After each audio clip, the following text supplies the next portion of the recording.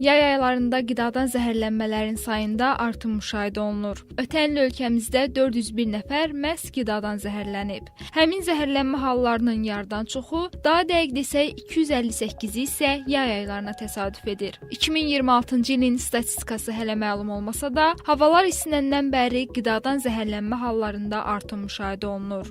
Buna səbəb qızmar günəş şüalarının qidanın tərkibinə təsir etməsidir.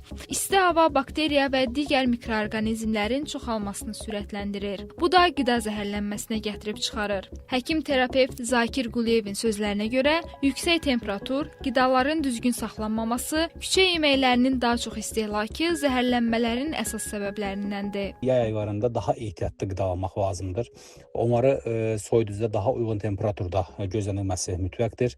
Yay aylarında bişmiş yeməklərin bir gündən artıq saxlanılması çox da tövsiyə olunmur. Hazır kolbasa kimi, sosiska kimi qidalardan maksimum dərəcədə uzaq durulmalıdır. Çöldə bişmiş, bayırda bişmiş yeməklərdən, fast food qidalardan maksimum dərəcədə uzaq durulmalıdır. Daha çox mövsüm xarakterli qidalara üstünlük verilməlidir.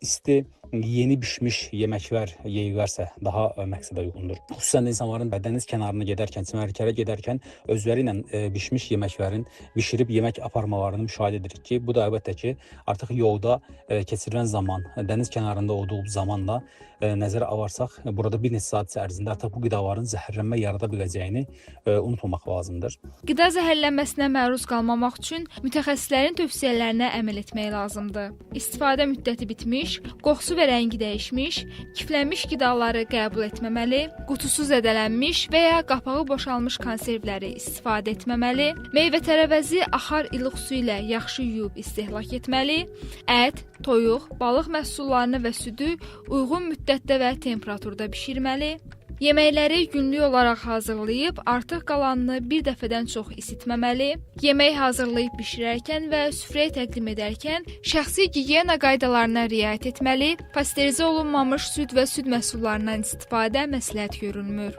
Qida zəhərlənməsinin əlamətləri çox vaxt zəhərli maddənin və ya mikroorqanizmin növündən, həmçinin orqanizmin həssaslığından asılı olaraq dəyişə bilər. Əlamətlər çirklənmiş qidanı qəbul etdikdən bir neçə saat sonra, bəzən isə bir neçə gün sonra özünü göstərə bilər.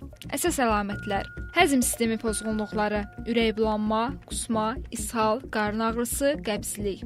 Ümumi simptomlar: zəiflik, halsızlıq, baş ağrısı, baş gicəllənmə, yorğunluq.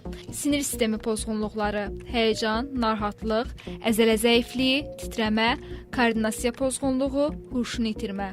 Dəri əlamətləri: dəridə qızartı, səpki, qaşınma, şişkinlik, rəng dəyişikliyi.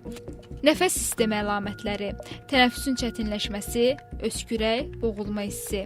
Digər ürək döyüntülərinin sürətlənməsi və ya yavaşlaması, qızdırma, bədən hərarətinin yüksəlməsi və ya düşməsi, tər ifrazının artması və ya azalması, ağızda quruluq, susuzluq hissi.